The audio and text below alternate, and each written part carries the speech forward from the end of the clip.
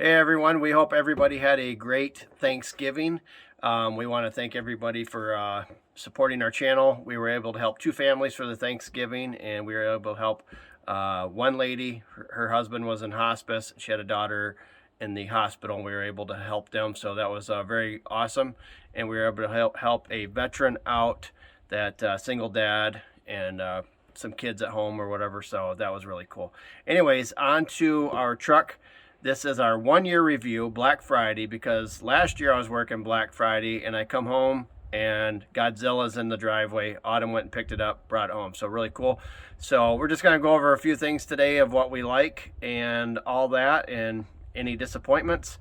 And so anyways, just going to show real quick. We're going to fire it up and we're going to go get our Christmas tree today.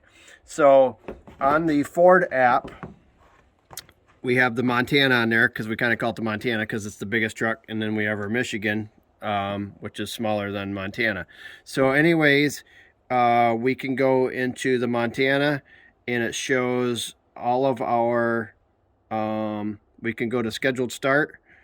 So this is kind of cool if you're in a building and you're not able to do a remote start. Like if I get out of work at 6 o'clock, I can have it set to start up at 6:05. Give me a few minutes to get dressed and start up. And so that's really cool.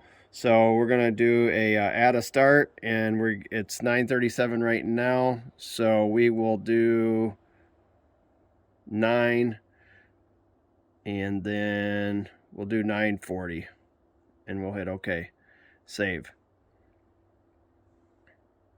Enable schedule start. We'll select within 5 minutes. Oh, so you got to schedule a little farther. Okay. So 9:45. 9:45. Okay, save. All right, so this is scheduled for 9:45, so it should fire right up at 9:45. So that's kind of cool. And we were adding up all the maintenance, which you can see on your Ford app, because we've had all of it done because we have warranty, and decided to just get the oil changes done there. And they've been reasonable. All of them been like, what, mid-40s, something like that. So all of our oil changes, we are at a little over 26, just under 27,000 miles.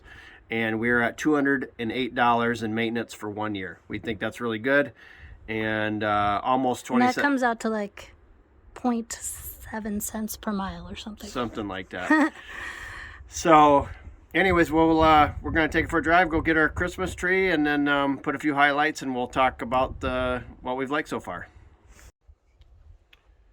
So in about 2 or 3 minutes, I have it on a scheduled start, and it's just going to start off of the program, off of the Ford app. So anyways, that's kind of cool. Like I said, if I'm at work or something like that, if I get out at 6 o'clock, I can set it for 6:05 and it'll fire up. I think I might even be able to, something like that. It's kind of neat.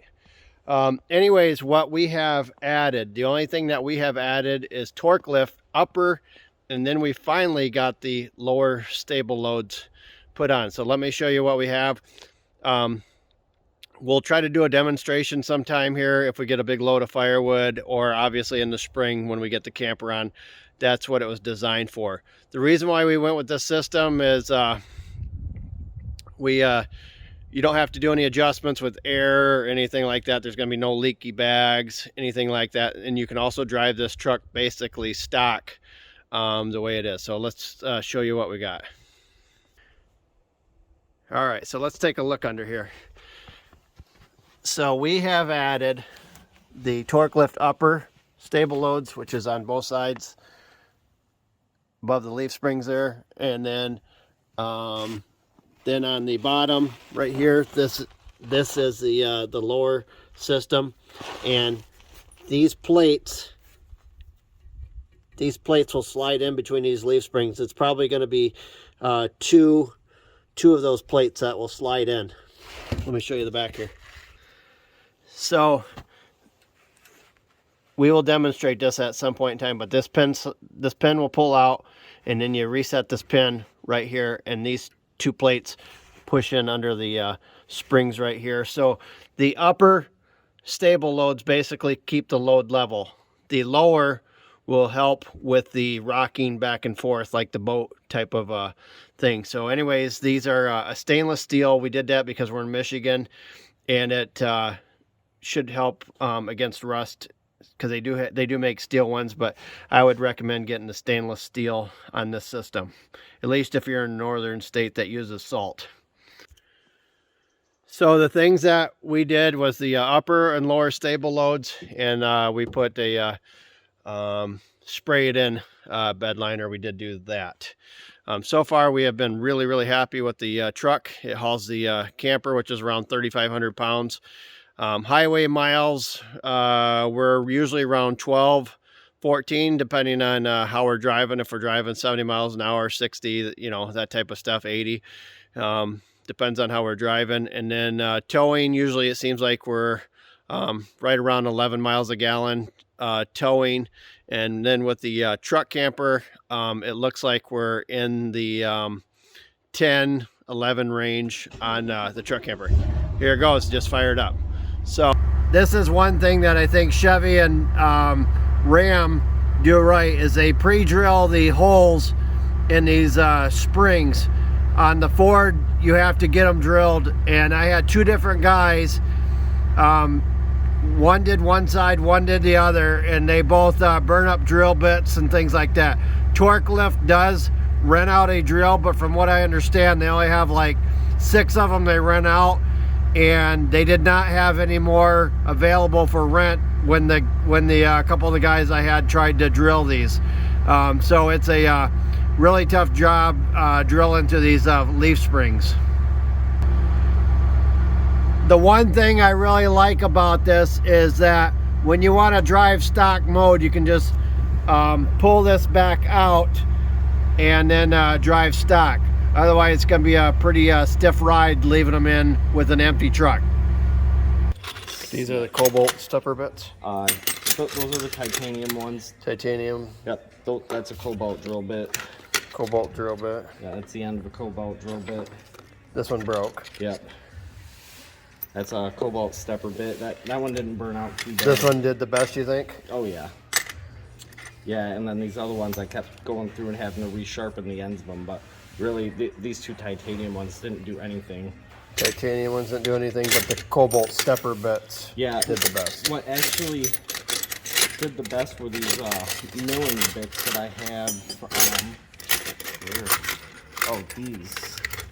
These actually did the best to go through it.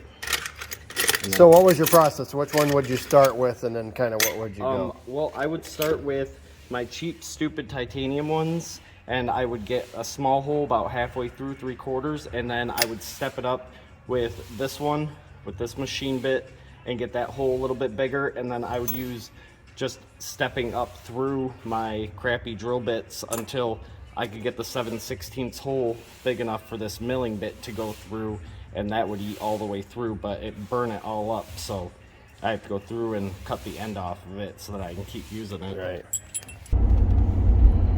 This is one thing we really like, is the heated seats, especially when it's 25 degrees out. So 24 degrees. So 24 degrees, and we're heading out to get our Christmas tree, and the heated seats are definitely a nice feature. Hey everybody, it's Autumn. We're in the Godzilla, and the one thing I will say, between the F-150, the F-250 to the F-350, I would say that the height of the F-350 is pretty great. I mean, this little step up, but I like it. You can see a lot. You can actually see more. I do like the F-150 too. It's nice and roomy in here, but it doesn't feel like it's too big, like I couldn't drive it. You know, have you ever been in those cars or those trucks where they're just huge and you feel like it's just swallowing you up? That's not what it feels like in the F-350. It's actually very comfortable. Some of the features that I really like, besides the heated seats, are the cooled seats. I also like the auto start. I also like that you can control things from the app on your phone, not just the auto start, but you can control some of the other features in the vehicle. I'm a big fan of the Godzilla. I mean, obviously we bought it a year ago. It's very roomy in the back too. I think, you know, from my perspective, the first 10,000 miles or so, it was a little bumpier when you're driving down the road, but right now we're driving down the road, there's no weight, there's no camper, and it's not that bad. You know, because I've heard people say, oh, it jars you, and it's really hard on your body in those big 1 tons. And honestly, I haven't had that experience. I've really enjoyed it. When we were in Tulsa earlier this year, when we took the camper off, it was definitely more noticeable on some of those really bumpy roads. But if the roads are kept good, I think it's a pretty good ride. So I enjoy it.